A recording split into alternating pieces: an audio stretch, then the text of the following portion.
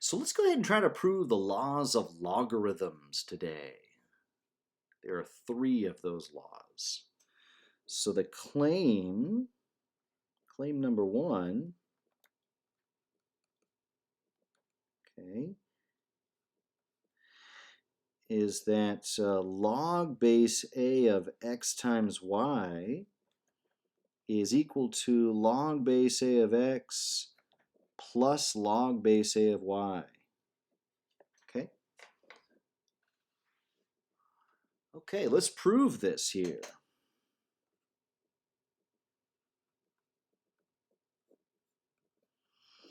So we're starting off with log base a of xy, and we're expanding it to be the sum of the sum of the logarithm same base of the factors here.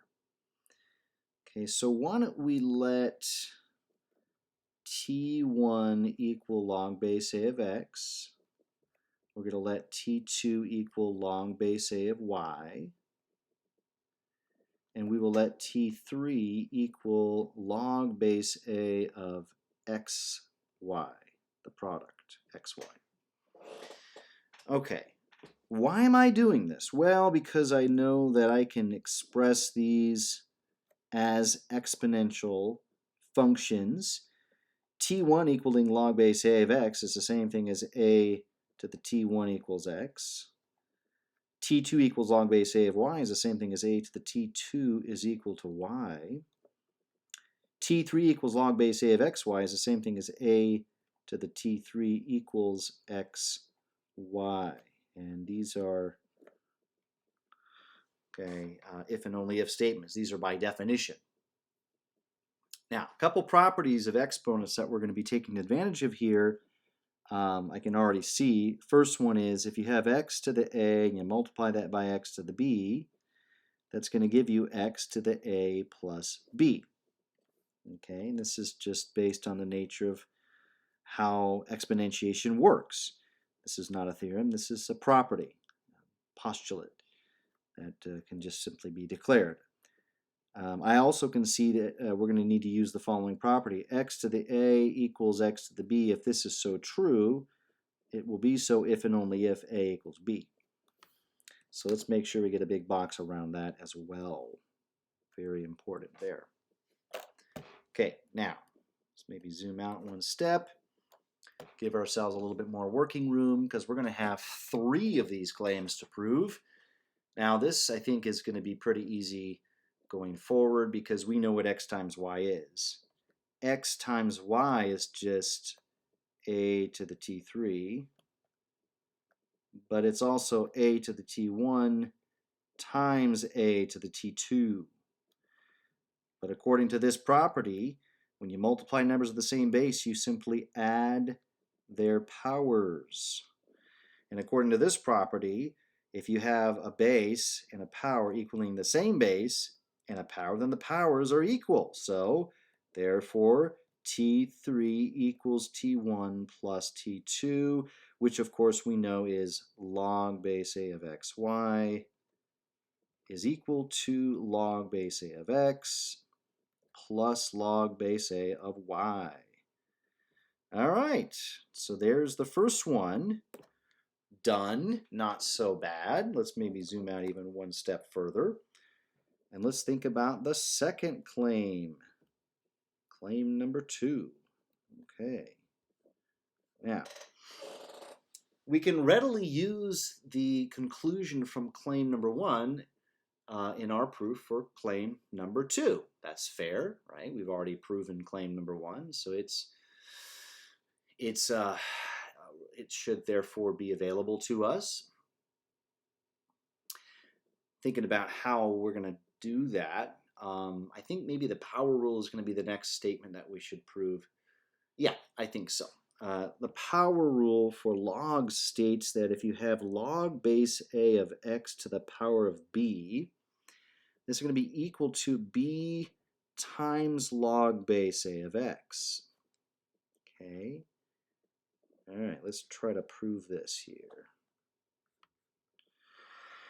Okay, Yeah, we're going to start with this. Log base a of x to the b is, of course, by definition, log base a of x times x times x times, of course, x. And it's going to be happening b times. B times. Okay? Okay. Now, if I wanted to, I could break this up into a sum 2 times. It'd be log base a of x plus log base a of x to the b minus 1.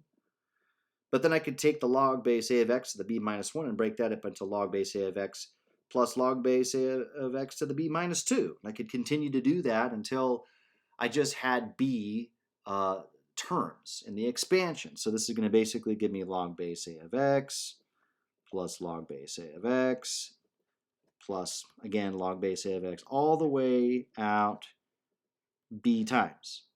Okay, so this is actually very simple to prove, this claim number 2, insofar as you've proven claim number 1.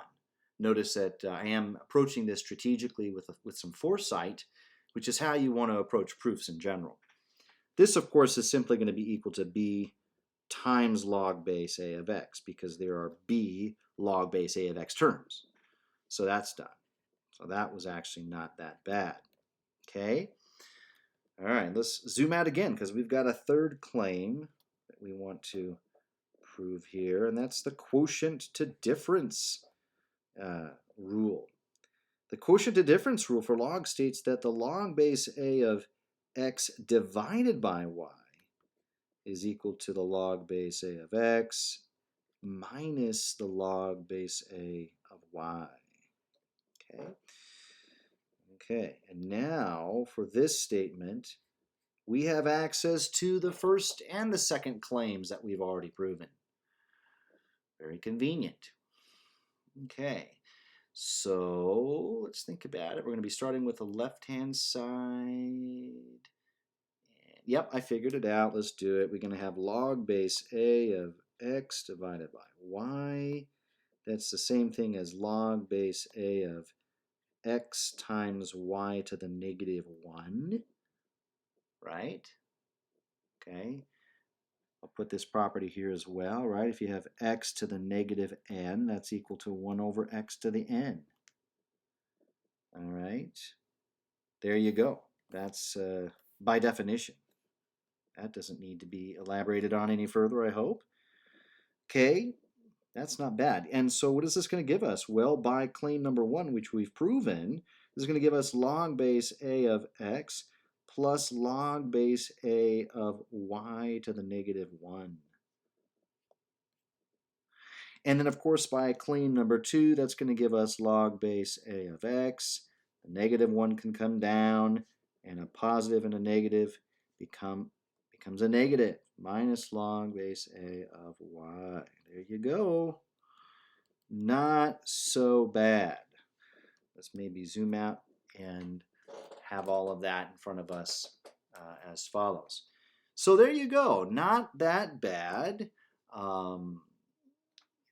And I think what we're going to do is try to prove the change of base formula for logarithms in a separate video. The change of base formula for logarithms can be proven using probably just one of these statements, maybe 2. I'd have to think about it. Shouldn't be that bad. We will do that in, as I said, a next video. Let me know if you have any comments, questions, recommendations for future content. We love making math. We love proving math statements, deriving math statements around here, as well as physics statements. And we hope you find this to be interesting. Have a great rest of your day, and we will see you in the next video.